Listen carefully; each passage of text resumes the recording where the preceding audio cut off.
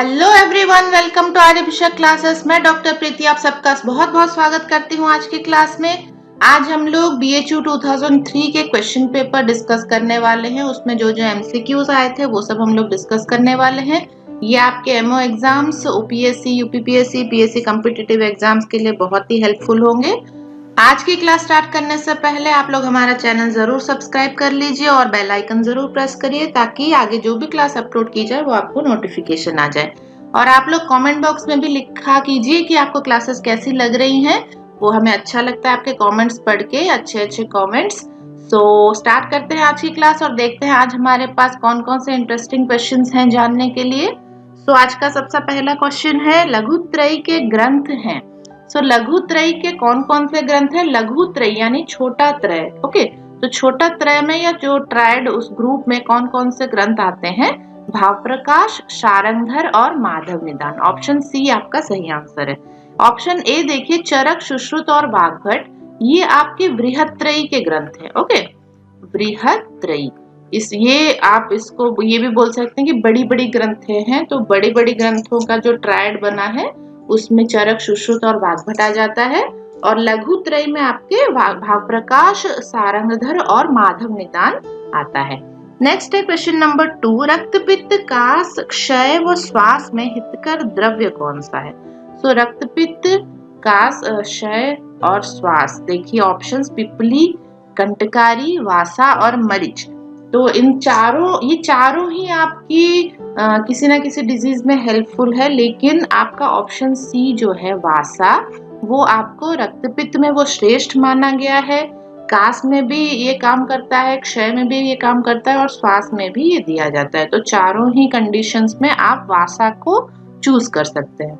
Next है question number 3, चरक मत अनुसार मदन फल का कर्म क्या होता है?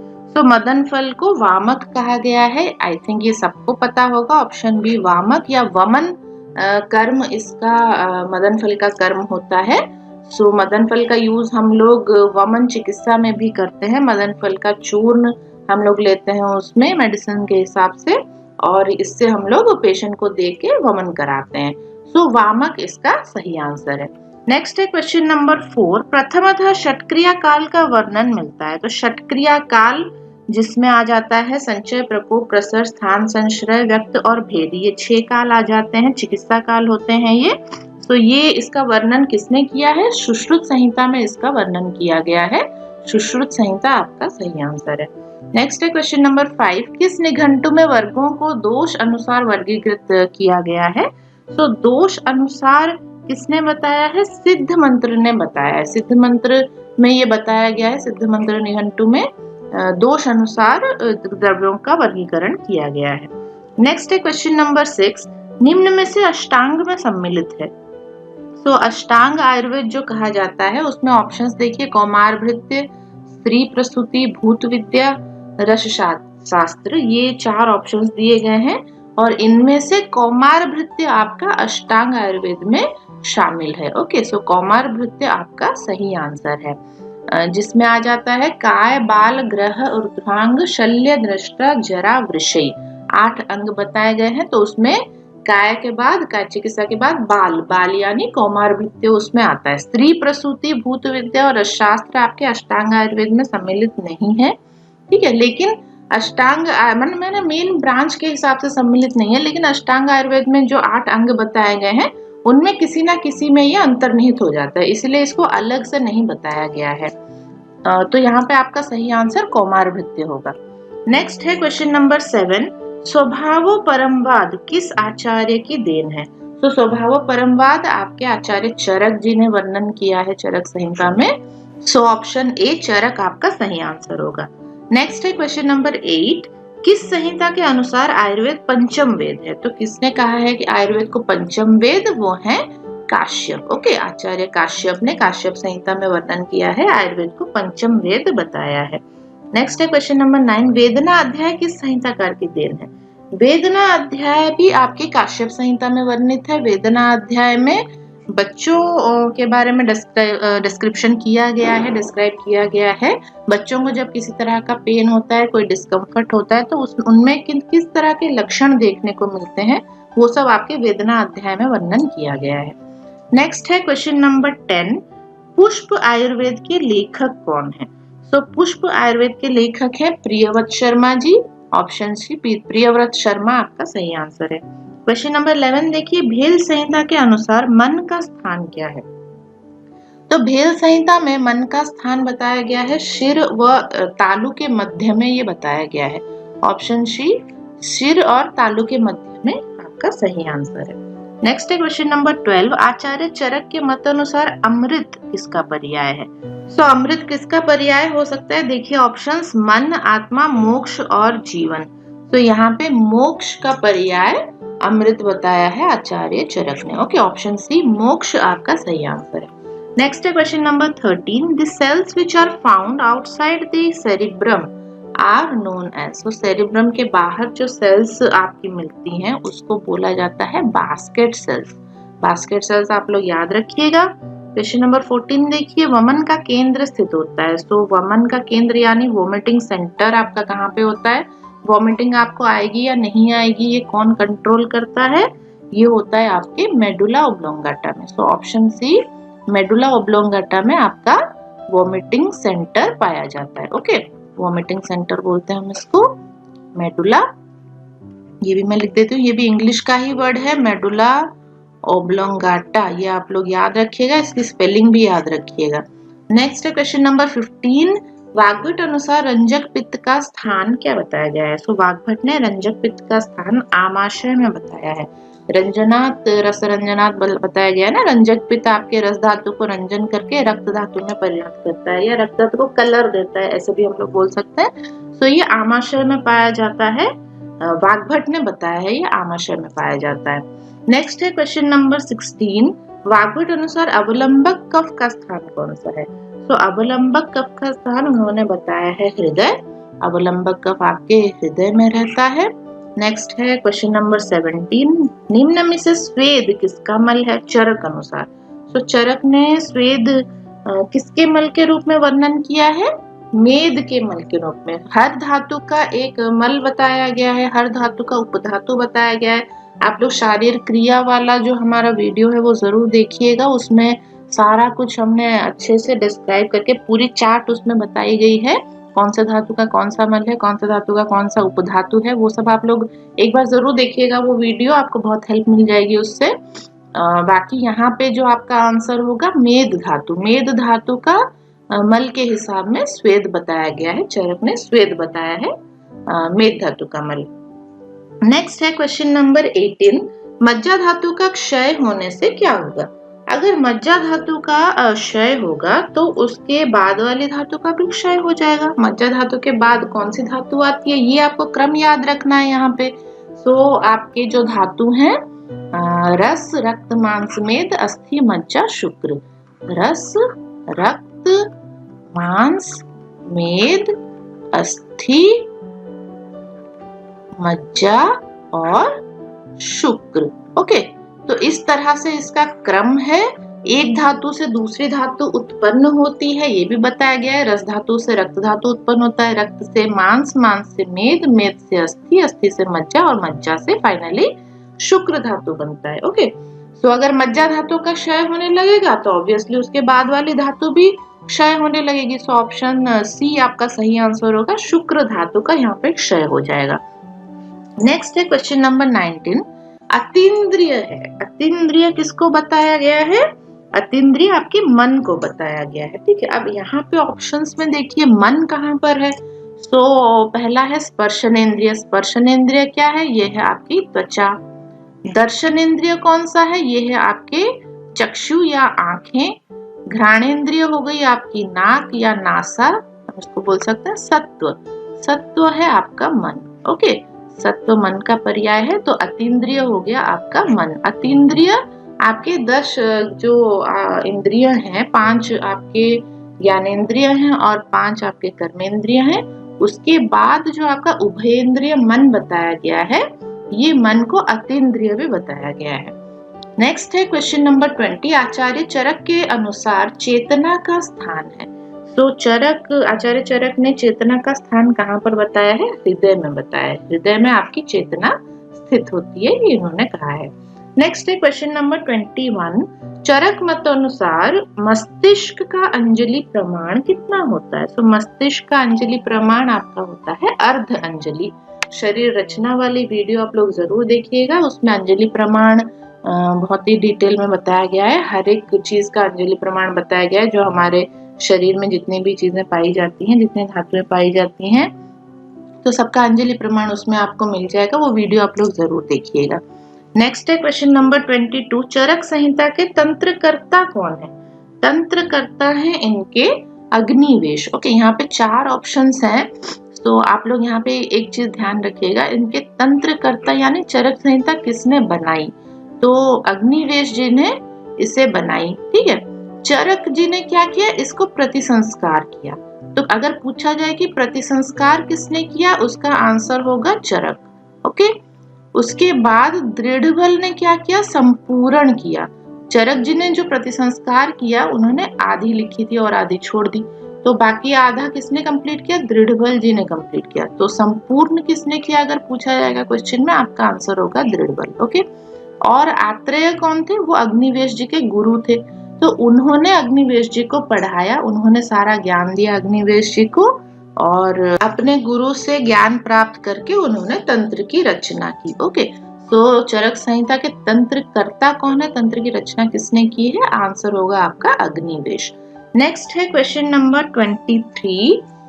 चरक संहिता में स्थान व अध्याय कितने बताए गए हैं? तो चरक संहिता में 8 स्थान है और 120 अध्याय है।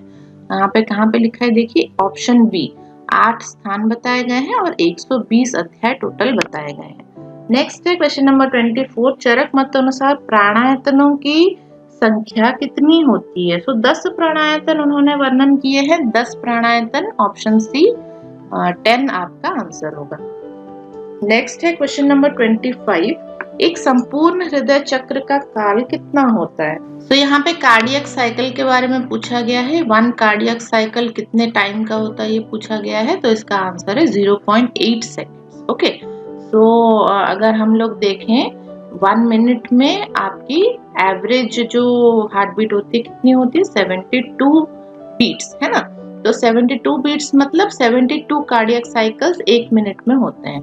तो 1 मिनट में अगर 72 बीट्स आ रहे हैं, तो 1 बीट के लिए कितना टाइम लगेगा? एवरेज अगर आप इसको कैलकुलेशन करेंगे तो ये हो जाएगा 0.8 सेकेंड्स आपका आएगा। ओके, इसलिए कार्डियक साइकिल या हृदय चक्र का एक संपूर्ण काल आपका 0.8 सेकेंड बताया गया है।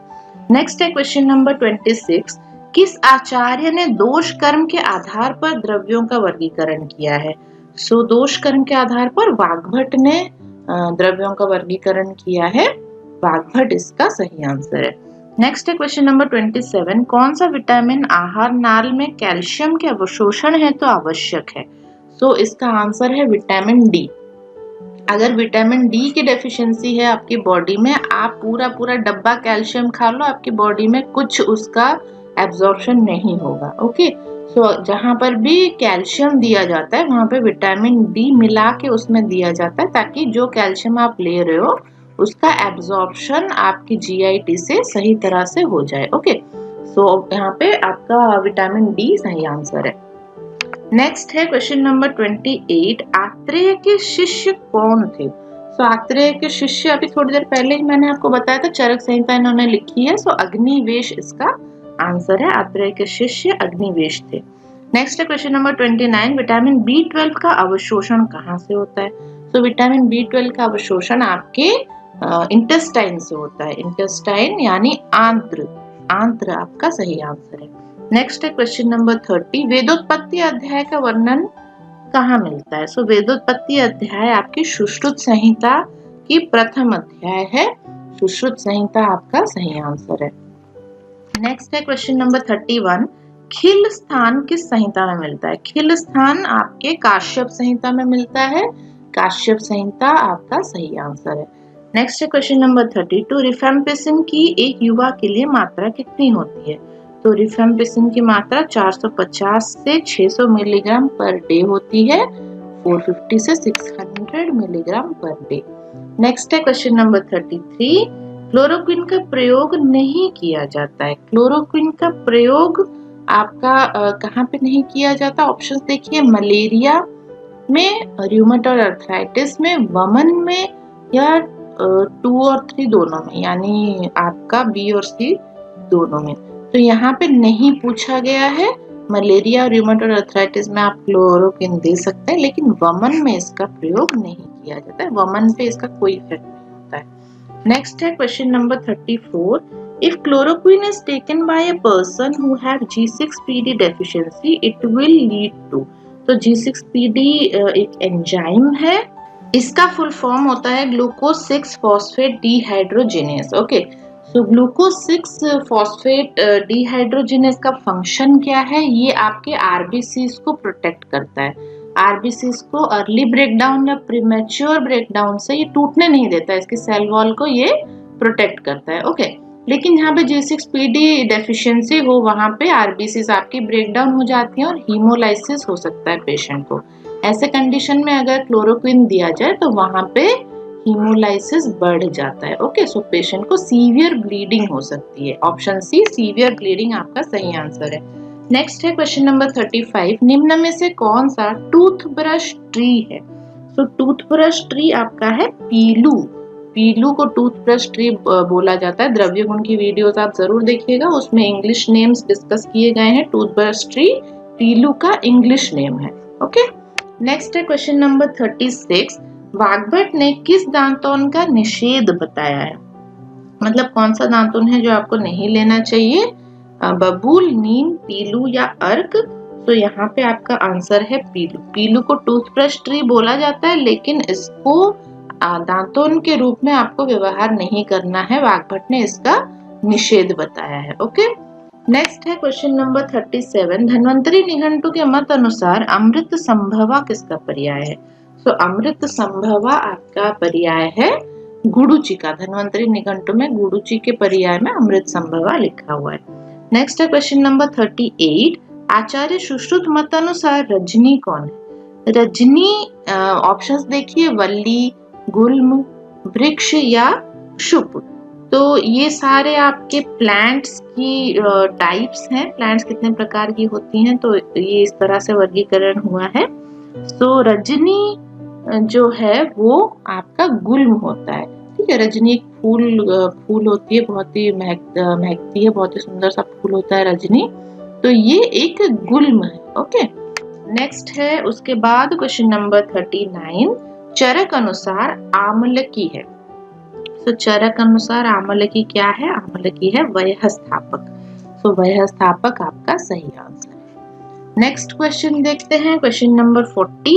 One drug which decrease the activity of another drug is called. एक ड्रग जो दूसरे ड्रग की एक्टिविटी को कम कर देता है उसको क्या बोलते हैं? उसको बोलते हैं एंटागोनिस्ट। ओके, एक ड्रग, एक मेडिसिन आप दे रहे हो, अगर वो दूसरे मेडिसिन या दूसरे केमिकल या आपके बॉडी के किसी भी केमिकल जो आपकी बॉडी में सिक्रीशन होता है उसके फंक्शन को अगर ये कम कर दे तो हम उसको एंटागोनिस्ट बोलते हैं। अगर बढ़ा दे तो हम उसको एगोनिस्ट बोलते हैं, है ना। तो यहाँ पे कम कर दे दिया है, डिक्रीज कर देता है कौन? ये इसका आंसर होगा एंटागोनिस्ट। नेक्स्ट है क्वेश्चन नंबर 41। वसंत ऋतु में किस रस की उत्पत्ति होती है? तो रस कौन से रस की उत्पत्ति होती है वसंत ऋतु में? रस पूछा है इसमें कषाय रस इसका आंसर है। कषाय रस, ऑप्शन डी आपका सही आंसर है। नेक्स्ट है question number 42। Glycyrrhizin is extracted from. Glycyrrhizin is extracted from glycyrrhiza glabra, है ना। ग्लाइसिरिजा ग्लैब्रा कौन है? ग्लाइसिरिजा ग्लैब्रा ये है आपका मधु यष्टि या यष्टि मधु भी हम इसको बोलते हैं। तो मधु यष्टि आपका सही आंसर है। नेक्स्ट है क्वेश्चन नंबर 43। विभीतक का भार होता है। विभीतक का भार यानी उसका वजन कितना होता है? 1/4 पल आपका आंसर होगा। 1/4 पल इसका वेट होता है। विभीतक का जो फल होता है उसका वेट 1/4 पल होता है। नेक्स्ट है question number 44। Helper cells of the body are. So helper cells कौन सी सेल्स की वैरायटी है? Mast cell, T lymphocyte, B lymphocyte, macrophages. Helper cell कौन सी सेल की वैरायटी है? टी लिम्फोसाइट की वैरायटी है। टी हेल्पर सेल्स बोला जाता है। ओके, सो टी लिम्फोसाइट की टाइप्स में हेल्पर सेल्स आती हैं। नेक्स्ट है क्वेश्चन नंबर 45, शुष्क पिप्पली का रस क्या होता है? तो शुष्क पिप्पली यानी पिप्पली को अगर आप सुखा दो उसके बाद उसका अगर आप यूज करो तो वो कौन सा रस आएगा? उसमें कटु रस आएगा, वो और ज्यादा तीखा हो जाता है, कटु रस उसमें प्रिडोमिनेंट होता है। नेक्स्ट है क्वेश्चन नंबर 46, कुचला का स्थानीय नाम क्या है? तो कुचला को बोला जाता है कुपिलू। ओके, कुपिलू इसका स्थानीय नाम है, हिंदी नाम आप बोल सकते हैं, कुपिलू कहा जाता है इसको। नेक्स्ट है क्वेश्चन नंबर 47, चरकोक्त शोधहर महाकषाय के द्रव्य है। तो चरक में ये बहुत ही इंटरेस्टिंग है, चरक में जो शोधहर महाकषाय वर्णन किया गया है, 50 महाकषायों में जो शोधहर महाकषाय बताया गया है, उसमें जो 10 ड्रग बताए गए हैं वो सारे आपके दशमूल के ड्रग हैं। तो दशमूल आप लोग याद रखिएगा, शोधहर होता है ये, और चरकने के महाकषाय में भी दशमूल का ही वर्णन है शोधहर महाकषाय में। नेक्स्ट है question number 48, chemical changes of the drug in body is called. So आपकी बॉडी में वो मेडिसिन जाके क्या फॉर्म ले रही है, उस प्रोसेस को हम लोग क्या बोलते हैं? Bio transformation. Bio transformation, okay. जो ड्रग आपकी बॉडी में जाके चेंज हो जाती है ना, वो दूसरे फॉर्म्स में कन्वर्ट हो जाती है, तो उसको, उस प्रोसेस को हम लोग बोलते हैं बायो ट्रांसफॉर्मेशन। नेक्स्ट है क्वेश्चन नंबर 49, मुस्त पर्पटकोशिर चंदनोदिच्य नागरेहि। सो ये क्या है? ये श्लोक बहुत ही पॉपुलर श्लोक है ये, मुस्त पर्पटकोशिर चंदनोदिच्य नागरेहि श्रितं शीतं जलं दत्या ज्वर पिपाशा शांतये। तो ये श्लोक आप लोगों ने पढ़ा होगा षडंग पानीय में। षडंग पानीय में ये 6 जो ड्रग हैं, मुस्ता, पर्पट, उशीर, चंदन, उदिच्य और नागर, इनको सम मात्रा में लेके 64 टाइम्स पानी देके इसको पकाया जाता है या उसको उबाला जाता है, और इससे षडंग पानीय बनाया जाता है जो ज्वर और पिपाशा को शांत करता है। सो बहुत सारे ऐसे फीवर हैं जिसमें बहुत प्यास भी लगती है, मुंह सूख जाता है ना, तो उसमें आप षडंग पानीय प्रिस्क्राइब कर सकते हो। नेक्स्ट है क्वेश्चन नंबर 50, द्रव्य गुण का नवीनतम निघंटु कौन सा है? सो द्रव्य गुण का सबसे जो नया निघंटु, सबसे रीसेंट वाला निघंटु है आपका प्रिय निघंटु। तो प्रिय निघंटु ऑप्शन डी आपका सही आंसर है। Next question number 51, therapeutic index is. Therapeutic index क्या होता है? Lethal dose 50 by effective dose 50। Okay, median lethal dose by median effective dose हम इसको भी बोलते हैं। तो इसमें क्या होता है? क्वांटिटेटिव मेजरमेंट होता है कि ड्रग कितना सेफ है, इसका इफेक्टिव डोज यानी मेडिसिनल डोज कितना है, और लीथल डोज कितना है। लीथल यानी जो आपको नुकसान पहुंचा सकता है, जो आपकी जान ले सकता है। तो हर ड्रग का ये कैलकुलेट किया जाता है थेराप्यूटिक इंडेक्स, उसके बाद ही ड्रग आपको डोजिंग करके कितना डोज उसका फिक्स करके आपको बताया जाता है कि इतनी ही डोज में ये ड्रग लेना है। ओके, तो ये आपका हो गया therapeutic index LD50 bye ED50। LD50 आपका मीडियम लीथल डोज है और ED50 आपका मीडियम इफेक्टिव डोज है। नेक्स्ट है क्वेश्चन नंबर 52, निम्न में से चंद्रोदय वर्ती का घटक कौन सा है? तो चंद्रोदय वर्ती में क्या पाया जाता है? मनःशिला पाया जाता है। मनःशिला ऑप्शन डी आपका सही आंसर है। नेक्स्ट है क्वेश्चन नंबर 53, निम्न में से कौन सी एक विवादास्पद औषधि नहीं है? विवादास्पद औषधि यानी कंट्रोवर्शियल ड्रग यहाँ पे पूछा गया है। सो ऑप्शंस देखिए, रासना, मूर्वा, आमलकी या सभी। सो आमलकी को सभी पहचानते हैं, है ना, इसलिए ये कंट्रोवर्शियल ड्रग हो ही नहीं सकता। आंवला, रासना और मूर्वा जो है ये दोनों कंट्रोवर्शियल ड्रग हैं, लेकिन आमलकी आपकी कंट्रोवर्शियल ड्रग नहीं है। नेक्स्ट है क्वेश्चन नंबर 54, इंद्रयव का प्रयोज्यांग कौन सा है? सो इंद्रयव का प्रयोज्यांग है उसका बीज, ऑप्शन सी बीज इसका सही आंसर है। नेक्स्ट है क्वेश्चन नंबर 55, संहिता काल में धातुओं का प्रयोग होता था। तो संहिता काल में धातुओं का प्रयोग क्यों होता था, कैसे होता था, किस रूप में होता था? अयस्कृति के रूप में। ओके, अयस्कृति आपका यहाँ पे सही आंसर है। अयस्कृति संहिताओं में वर्णन की गई है धातुओं के लिए, तो अयस्कृति में इसको कन्वर्ट करके आप मेडिसिन में डाल के इसको बना सकते थे। नेक्स्ट है क्वेश्चन नंबर 56, पंचविध कषाय कल्पनाओं की सवीर्यता अवधि कितनी होती है? तो हमारे जो पंचविध कषाय बताए गए हैं और इनकी सवीर्यता अवधि बताई गई, मतलब एक बार आपने प्रिपेयर कर दिया तो ये कितने दिनों तक आपका रहेगा, कितने दिनों तक ये इफेक्टिव होगा, उसको सवीर्यता अवधि बोली जाती है। तो इसका आंसर है 1 ही दिन, क्योंकि पंचविध कषाय जो होते हैं वो आप जब बनाओ तो 1 दिन के अंदर ही आपको उसको यूज करना होता है, तभी वो इफेक्टिव होता है। उसके बाद उसका इफेक्ट धीरे धीरे कम हो जाता है या वो खराब भी हो जाता है। नेक्स्ट क्वेश्चन है क्वेश्चन नंबर 57, पंचविध कषाय कल्पनाओं में कौन सी कल्पना सर्वाधिक बलवान होती है? ओके, तो सर्वाधिक बलवान आपकी होती है स्वरस। प्रथम कल्पना है स्वरस, यही सर्वाधिक बलवान होती है। तो स्वरस, उसके बाद कल्क, उसके बाद श्रित, उसके बाद हिम और फांट। ओके, तो श्रित आपका कषाय को बोला जाता है श्रित। तो ये कल्क या यहाँ पे चूर्ण भी आ जाएगा आपका। तो पंचविध कषाय कल्पनाओं में स्वरस, कल्क, श्रित, शीत और फांट, ये 5 चीजें बताई गई हैं। तो इसमें स्वरस सबसे ज्यादा बलवान होता है।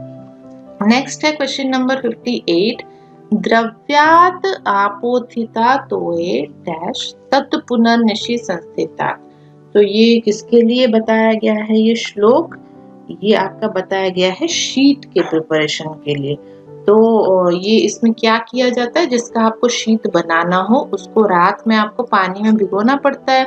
द्रव्यात आपोथिता तोये, पानी में, तोये में ये इसको आपको डुबा के रखना होता है। तत् पुनर्निशि संस्थिता, निशि रात भर आपको इसको रखना है और सुबह उठ के फिर आपको उसको छान के जो पानी आपको मिलता है उसको हम लोग शीत बोलते हैं। देन उसके बाद क्वेश्चन नंबर 59 है, सत्व में पाया जाता है। तो सत्व जो एक्सट्रैक्शन होता है प्लांट्स में, वो प्लांट्स का स्टार्च उसमें पाया जाता है। ओके, सो स्टार्च आपका सही आंसर है। नेक्स्ट है क्वेश्चन नंबर 60, वारुणी क्या होती है? वारुणी एक तरह की मध्य होती है। सो मध्य आपका सही आंसर है। नेक्स्ट है क्वेश्चन नंबर 61, चरक के मतानुसार मौलिक कल्पनाओं की संख्या कितनी है? तो चरक के अनुसार मौलिक कल्पनाएं आपकी 5 बताई गई हैं। ऑप्शन बी 5 आपका सही आंसर है। नेक्स्ट है क्वेश्चन नंबर 62, चरक मतानुसार महाकषाय की संख्या कितनी है? ये ऑलरेडी हम डिस्कस कर चुके हैं। तो 50 महाकषाय बताई गई हैं। ऑप्शन सी 50 आपका सही आंसर है। क्वेश्चन नंबर 63 देखिए, शुष्क कल्क किसका पर्याय है? तो शुष्क कल्क जो है वो आपके चूर्ण का पर्याय है। ओके, तो कल्क करके ही इसको सुखा के फिर आप चूर्ण बना सकते हैं, या फिर ड्राई करके रखो उसके बाद भी आप चूर्ण बना सकते हैं। तो इसके पर्याय में शुष्क कल्क बताया गया है। नेक्स्ट है क्वेश्चन नंबर 64, सुश्रुत मतानुसार लेप की संख्या कितनी बताई गई है? तो लेप की संख्या उन्होंने बताई है 3। सो ऑप्शन बी 3 आपका सही आंसर है। नेक्स्ट है question number 65, which one is an anti xerophthalmic vitamin? So xerophthalmia होता है इस विटामिन के डेफिशिएंसी से। अगर ये विटामिन कम हो जाए तो आपकी आंखों में ड्राइनेस आ सकती है, इसको ज़ीरोफ्थैल्मिया कहा जाता है या ड्राई आई भी कहा जाता है। सो ये आपका है vitamin A. Vitamin A option 1 आपका सही आंसर है। नेक्स्ट है क्वेश्चन नंबर 66, आहार परिणामकर भावों की संख्या कितनी बताई गई है? तो आहार परिणामकर भाव आपके 6 बताए गए हैं। ऑप्शन बी 6 आपका सही आंसर है। नेक्स्ट है क्वेश्चन नंबर 67, अष्टांग संग्रह अनुसार निद्रा के भेद कितने बताए गए हैं? तो निद्रा कितने प्रकार की बताई गई है? 7 प्रकार की निद्रा बताई गई है। ऑप्शन सी 7 आपका सही आंसर है। क्वेश्चन नंबर 68 देखिए, तिल पिष्ठ निभं यस्तु वर्चो सृजति, ये किसके लक्षण में बताया गया है? तिल पिष्ठ निभं यस्तु वर्चो सृजति, यानी जो वर्च है या जो मल है वो तिल पिष्ट जैसा, तिल के कल्क जैसा वो नजर आएगा। ठीक, तो ये आपके किस डिजीज में होता है? कामली में होता है। तिल पिष्ट निभं यस्तु वर्चो सृजति कामली, ये श्लोक है। तो यहाँ पे कामली आपका आएगा। ओके, तो कामला रोग में आपका तिल पिष्ट जैसा मल आपको देखने को मिल सकता है आपके कोष्ठाश्रित कामला का ये लक्षण होता है। नेक्स्ट है क्वेश्चन नंबर 69, भ्रम में दोष संबंध क्या होते हैं? तो भ्रम में आपके दो संबंध होते हैं, वात, पित्त और रज। वात, पित्त और रज, ऑप्शन बी आपका सही। नेक्स्ट है क्वेश्चन नंबर 70, पित्तज नानात्मज व्याधियों की संख्या कितनी होती है? ये होती है 40। ये आप सभी को पता होना चाहिए, है ना। पित्तज नानात्मज व्याधियां 40 होती हैं, वात के नानात्मज व्याधि होते हैं 80 और कफ के होते हैं 20। ओके, सो ये नंबर्स आप लोग याद रखिएगा। यहाँ पे पित्त का पूछा गया है, तो सही आंसर है 40। नेक्स्ट है क्वेश्चन नंबर 71, एपिगैस्ट्रिक रीजन में होने वाला दर्द जो कि पीछे की तरफ रेडिएट करता है एवं आगे की ओर पेट को मोड़ने पर शांत होता है, संभावित कारण होगा, किसका होगा? अग्नाशय कैंसर यानी pancreatic CA. Pancreatic CA, pancreatic cancer में ये सिम्टम देखने को मिलता है। एपिगैस्ट्रिक रीजन में बहुत ज्यादा पेन होता है, पीछे की तरफ रेडिएट करता है, बैक में आपको ये पेन रेडिएट करेगा, बहुत दर्द होगा। और अगर आप सामने की ओर झुक के बैठेंगे, पेट को मोड़ के रखेंगे, तो आपको थोड़ा सा आराम मिलेगा वहां पे पेन में। ओके, सो पैंक्रियाटिक कैंसर का ये सिम्टम है। नेक्स्ट है क्वेश्चन नंबर 72, कंटकारी अवलेह का रोग अधिकार क्या होता है? कंटकारी अवलेह दिया जाता है खांसी में। कंटकारी आपके कास में बहुत ही ज्यादा फायदेमंद होती है, इसलिए खांसी में, कास में आप इसको दे सकते हैं, कंटकारी अवलेह का रोग। नेक्स्ट है question number 73, cardiac catheterisation is done in. Cardiac catheterisation हम कहाँ पे करते हैं? वाल्वुलर डिसऑर्डर्स अगर है, वाल्व में अगर प्रॉब्लम है, तो वहां पे कार्डियक कैथेटराइजेशन किया जाता है। नेक्स्ट है question number 74, ideal investigation for cholelithiasis. Cholelithiasis क्या होती है? Stone in gall bladder. Okay, so gall bladder में अगर स्टोन हो जाए, कैलकुली डेवलप हो जाए, तो वहां पे उसको हम लोग कोलेलिथियासिस बोलते हैं। ओके, सो यहाँ पे आपको कौन सी इन्वेस्टिगेशन करानी है, कौन सी इन्वेस्टिगेशन सबसे सही होती है? OCG, ओरल कोलेसिस्टोग्राम आपको कराना चाहिए वहां पे। नेक्स्ट है क्वेश्चन नंबर 75, पित्ताशय अश्मरी प्राय होती है। पित्ताशय की जो अश्मरी है या गॉल स्टोन जो है, वो नॉर्मली किस एज में होती है? 40 वर्ष के ऊपर की महिलाओं में ये ज्यादा पाई जाती है। ओके, सो 40 वर्ष से ऊपर की महिलाएं आपका सही आंसर है। नेक्स्ट है क्वेश्चन नंबर 73, आचार्य चरक के मत अनुसार छर्दी के कितने भेद होते हैं? सो छर्दी के 5 भेद इन्होंने बताए हैं। ओके, सो 5 भेद आपका सही आंसर है। वातज, पित्तज, कफज, सान्निपातिक और एक है विभत्स दर्शन। बस कुछ गंदी चीज आपने देख ली और आपको उल्टी होगी। सो इस तरह से 5 भेद इसके बताए गए हैं। नेक्स्ट है क्वेश्चन नंबर 77, ऊर्ध्वक एवं अधोग संबंधित है। ऊर्ध्वक रक्तपित्त और अधोग रक्तपित्त बताया गया है। सो रक्तपित्त की ये वैरायटी है, ऊर्ध्वक और अधोग। क्वेश्चन नंबर 78 देखिए, सुरा कल्पना का समावेश किसमें होता है?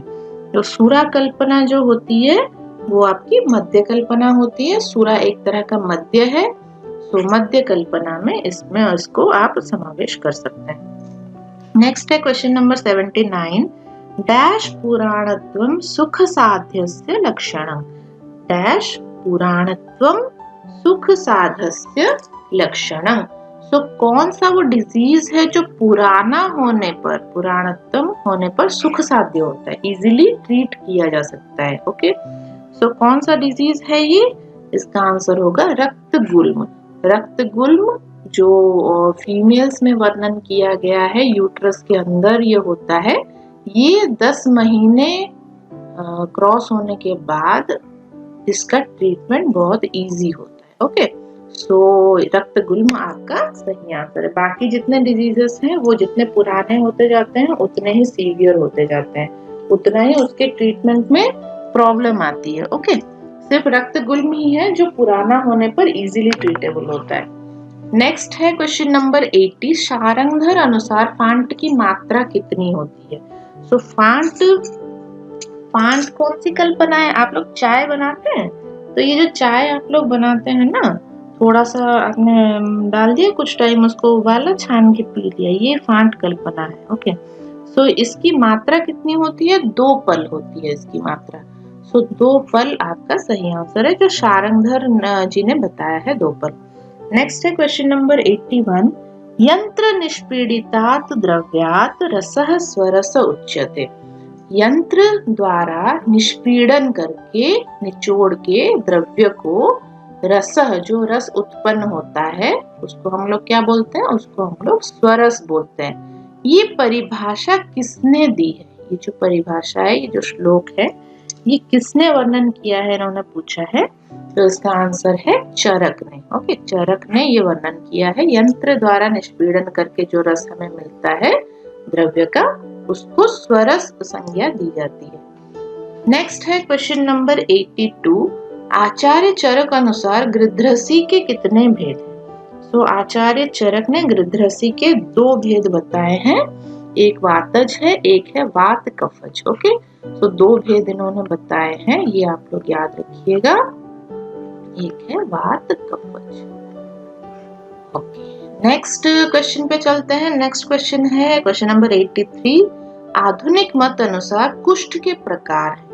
तो आधुनिक मत अनुसार कुष्ठ के प्रकार कितने बताए गए हैं? 3 प्रकार के कुष्ठ बताए गए हैं। ओके, सो 3 आपका सही आंसर है। नेक्स्ट है क्वेश्चन नंबर 84। ग्रहणी व्याधि है। ग्रहणी किस चीज की व्याधि है? सो ग्रहणी आपकी अग्नि की व्याधि है। अगर अग्नि आपकी दूषित हो जाए तो वहां पे ग्रहणी हो सकती है। ग्रहणी आप लोगों ने डिजीज पढ़ा होगा। ग्रहणी में ऑल्टरनेट आपके कॉन्स्टिपेशन और लूज मोशन के एपिसोड्स रहते हैं। कभी लूज मोशन हो जाता है, कभी कॉन्स्टिपेशन हो जाता है, कभी कभी इरिटेबल बाउल सिंड्रोम भी रहता है।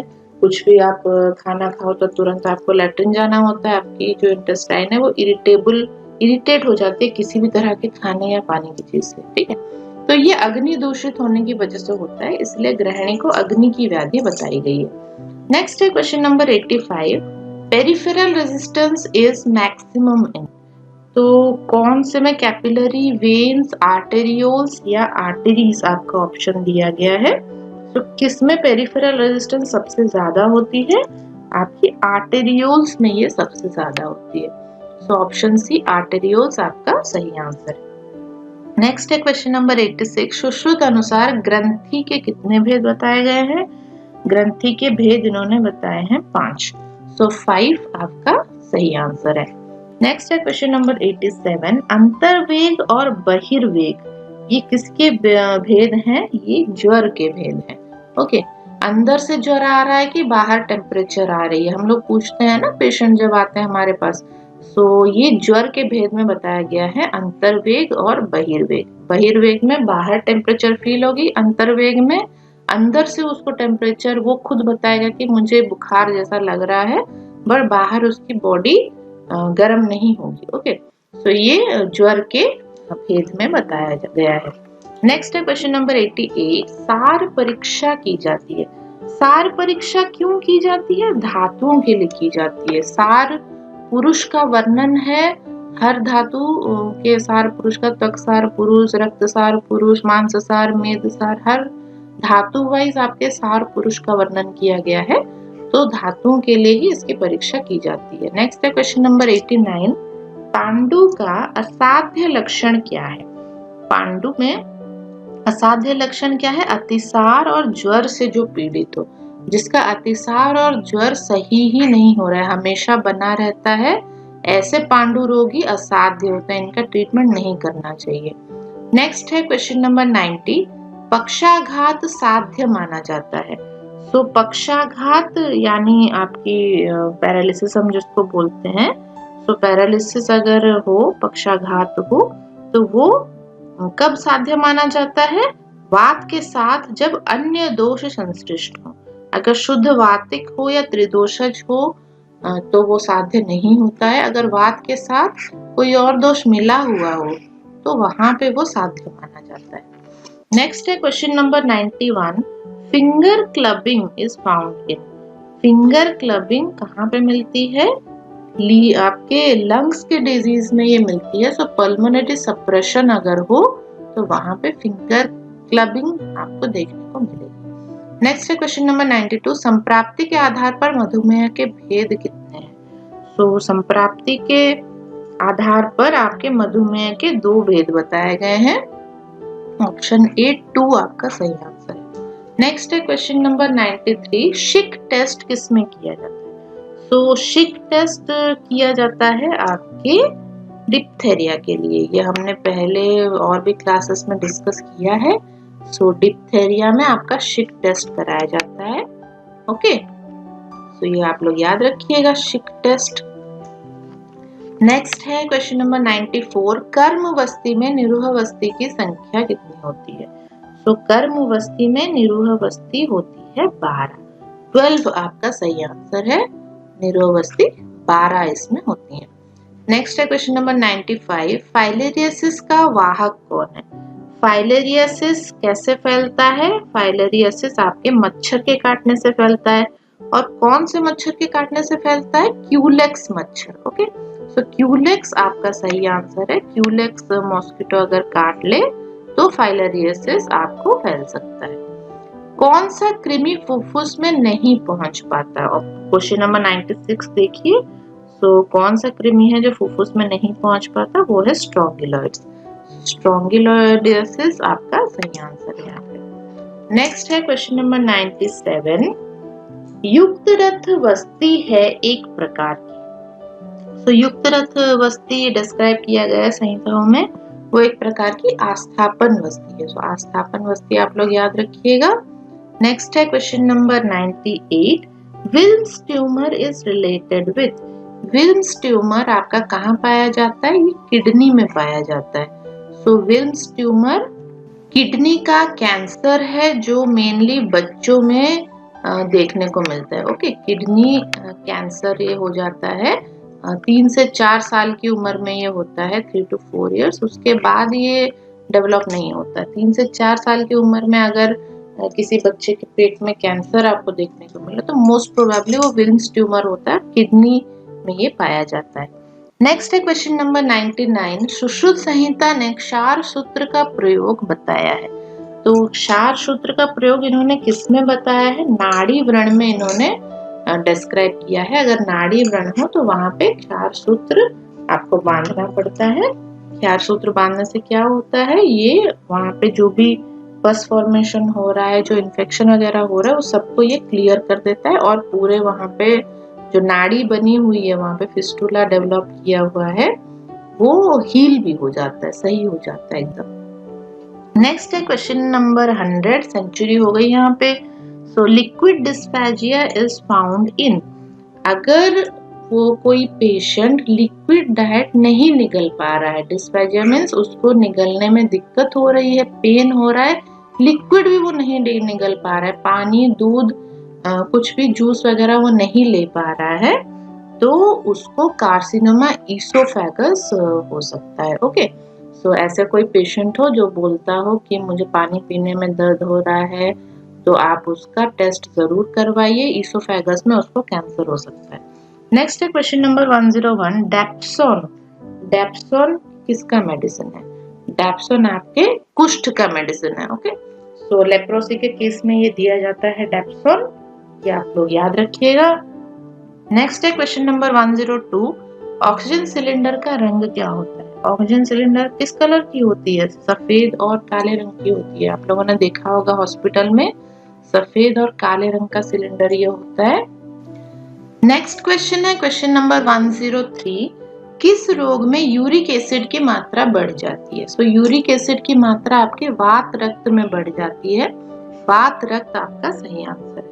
नेक्स्ट है क्वेश्चन नंबर 104, रक्त कैंसर किस नाम से जाना जाता है? रक्त कैंसर या ब्लड कैंसर जिसको हम लोग बोलते हैं, उसको ल्यूकेमिया भी बोला जाता है। ओके, सो ल्यूकेमिया तो लिख देती हूँ, ये आपके ब्लड कैंसर का नाम है, ल्यूकेमिया। नेक्स्ट क्वेश्चन है क्वेश्चन नंबर 105, फलवर्ती है। फलवर्ती क्या है? गुदवर्ती है। ठीक है, तो एनल सपोजिटोरी एनल सपोजिटोरी हम लोग इसको बोलते हैं। ये एनस में दिया जाता है बावल क्लियर करने के लिए। तो ये जो होता है इसको हम लोग फलवर्ती भी बोलते हैं। नेक्स्ट है क्वेश्चन नंबर 106। एमीबायोसिस का उत्पादक कारण है। एमीबायोसिस किसकी वजह से होता है, इसका कॉजेटिव ऑर्गेनिज्म कौन है? एंटामीबा हिस्टोलिटिका इसका आंसर है। ओके, सो एंटामीबा हिस्टोलिटिका आपका एमीबायोसिस कराता है। नेक्स्ट है क्वेश्चन नंबर 107। निरूहावस्थी प्रत्यागमन काल कितना होता है? तो कितना ये वर्णन किया गया। निरूहावस्थी जब आप दे रहे हो तो वो बाहर कितनी निकल जाता है, तो बाहर निकलने में जितना टाइम उसको लगता है उसको प्रत्यागमन काल कहा जाता है। तो इसका आंसर है 1 मुहूर्त। 1 मुहूर्त के अंदर इसको बाहर निकल जाना चाहिए। सो ऑप्शन ए 1 मुहूर्त आपका सही आंसर है। नेक्स्ट है क्वेश्चन नंबर 108। टेप वर्म की लार्वा का नाम क्या है? सिस्टीसर्कस आपके टेप वर्म की लार्वा होती है। ऑप्शन बी सिस्टीसर्कस, मैं इसको इंग्लिश में लिख रही हूँ, सिस्टीसर्कस। ओके, से इंग्लिश नाम है ये, सो आप लोग इसको इंग्लिश में ही याद रखिए। देन ये है टेप वर्म। सो टेप वर्म का जो लार्वा होता है उसको हम लोग सिस्टीसर्कस बोलते हैं। नेक्स्ट है क्वेश्चन नंबर 109।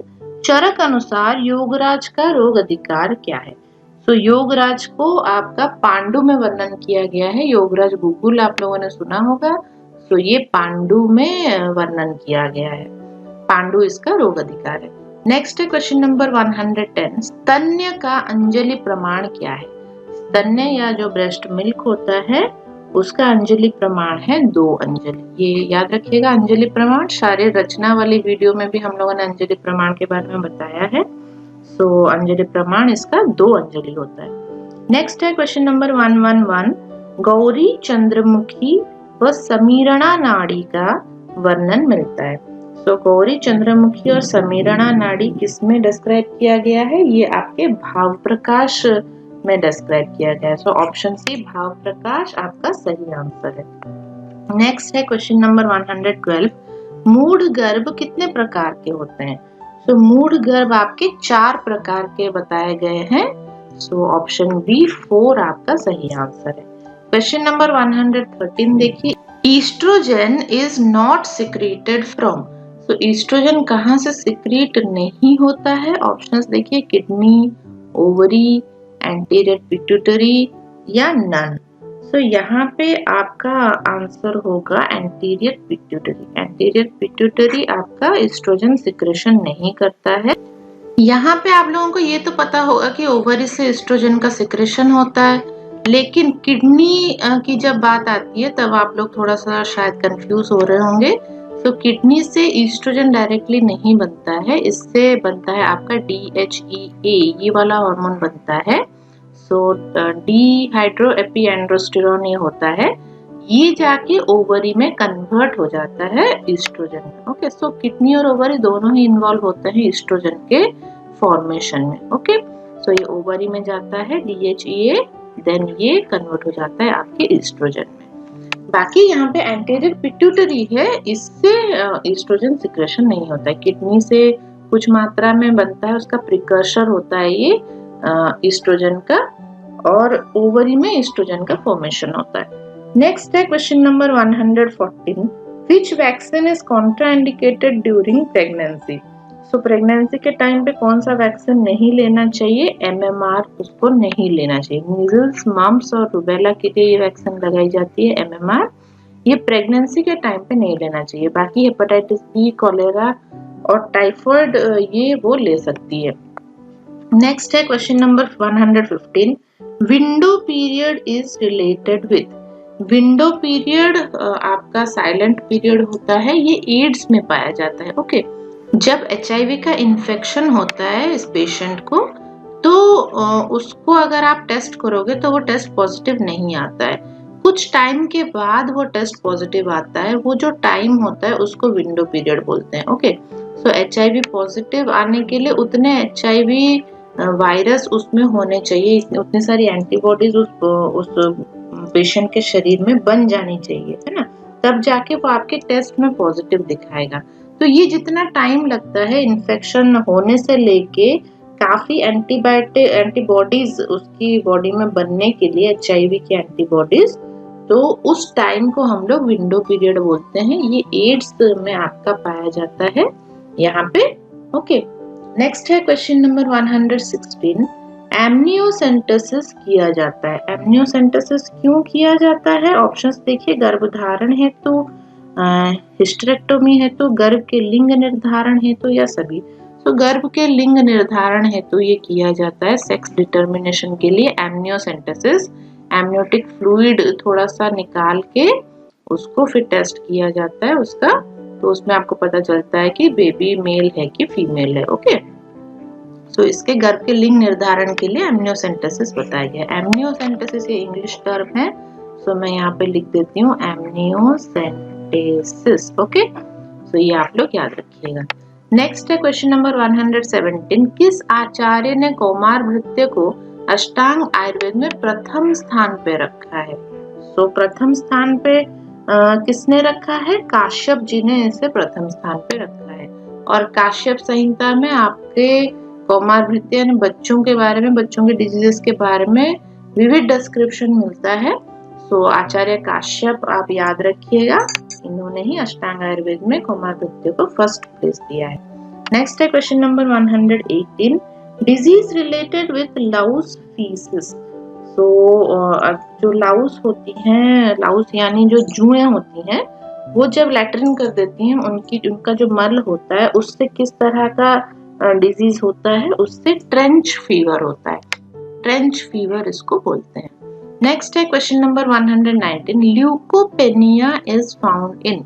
कौन से डिजीज में ल्यूकोपेनिया हो जाता है? ल्यूकोपेनिया मीन्स आपकी जो ल्यूकोसाइट्स हैं उसका काउंट कम हो जाता है, TLC आपकी कम हो जाती है। ओके, सो कौन से डिजीज में ये होता है? टाइफाइड में ये पाया जाता है। टाइफाइड में आपका ल्यूकोपेनिया हो जाता है।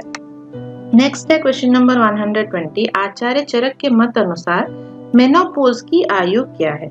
मेनोपोज मीन्स जहाँ पे आपका जो मेंस्ट्रुअल साइकिल है फीमेल्स का, वो जहाँ पे बंद हो जाए, तो जिस एज में ये बंद हो जाता है उसको हम लोग मेनोपॉज बोलते हैं। ये कितनी आयु इन्होंने बताई है आचार्य चरक ने? इन्होंने 50 वर्ष बताया। 50 इयर्स की जब हो जाती है लेडीज, तो उस टाइम पे उसको मेनोपॉज हो जाना चाहिए। नेक्स्ट है क्वेश्चन नंबर 121। मून फेस मिलता है। मून फेस किसमें मिलता है? कुशिंग सिंड्रोम में मून फेस मिलता है।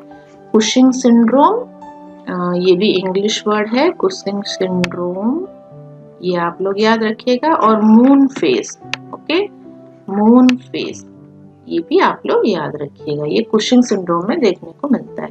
नेक्स्ट है क्वेश्चन नंबर 122। पुरुष हेतु अर्शी यंत्र का परिमाण कितना होता है? पुरुष के लिए या मेल के लिए जो आपको अर्श यंत्र इस्तेमाल करना है वो कितना लंबा होना चाहिए?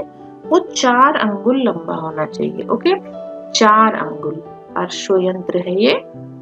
नेक्स्ट है क्वेश्चन नंबर 123। आइसोलेशन आवश्यक नहीं है। तो कौन से डिजीज में आप आइसोलेशन कराना जरूरी नहीं होता है? यहाँ पे ऑप्शंस देखिए, राजयक्ष्मा, टिटेनस, टाइफाइड और डिप्थेरिया दिया गया है। तो इनमें से जो इन्फेक्शियस डिजीज हैं उनमें आइसोलेशन कराना पड़ता है, पेशेंट को अलग रखना पड़ता है। और आपका जो टाइफाइड होता है उसमें आइसोलेशन की जरूरत नहीं होती। नेक्स्ट है question number 124। Contaminated wound should be treated with.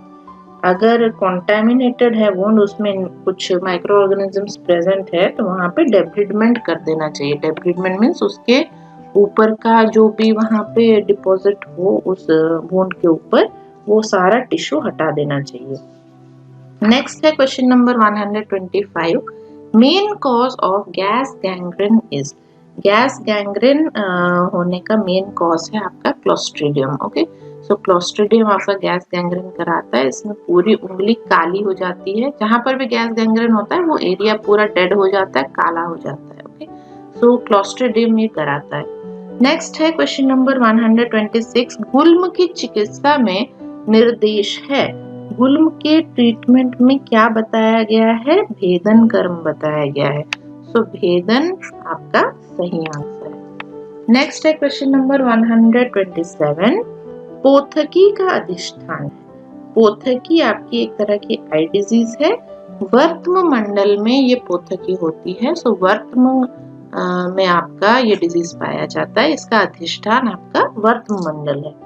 Next है क्वेश्चन नंबर 128।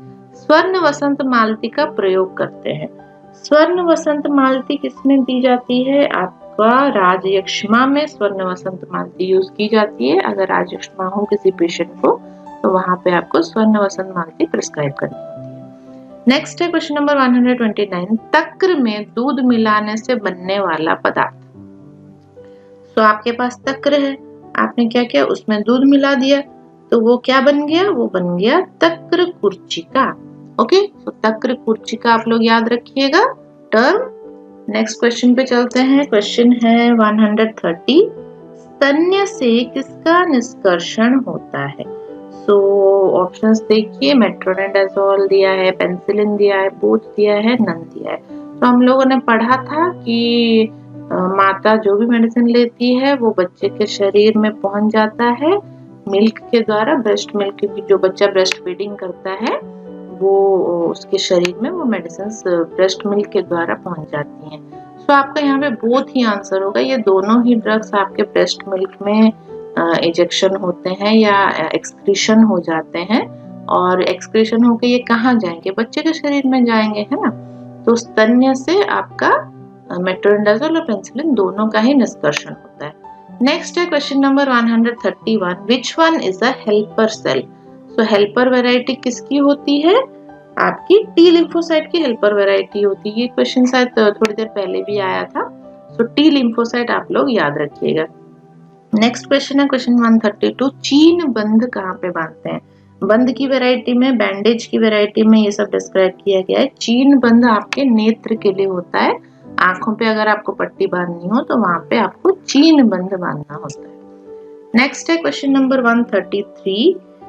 गूढ़ार्श में निर्दिष्ट शस्त्र कर्म है। अगर गूढ़ार्श है, गूढ़ अर्श यानी बहुत डीप है अर्श, तो वहां पे क्या करना चाहिए? वहां पे छेदन कर्म करना चाहिए। ओके, तो छेदन करके उसको निकाल देना चाहिए। नेक्स्ट है क्वेश्चन नंबर 134 और आज की क्लास की ये लास्ट क्वेश्चन है। Which is related to PEM. PEM means protein energy malnutrition. So protein energy malnutrition में कौन सा डिजीज आपका आ जाता है? उसमें मेनली आता है आपका क्वाशियरकर। ओके, सो क्वाशियरकर ऑप्शन बी आपका सही आंसर है। सो इसी के साथ ये वाला क्वेश्चन पेपर खत्म होता है। 134 क्वेश्चंस इसमें थे।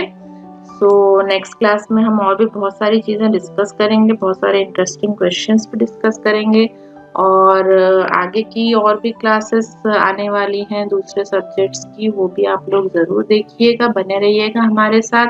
ये वीडियोस आप लोग शेयर किया कीजिए अपने फ्रेंड्स के साथ भी, ताकि वो लोग भी इसका फ़ायदा उठा पाए, है ना, और घर में बैठ के आराम से पढ़ाई कर पाए।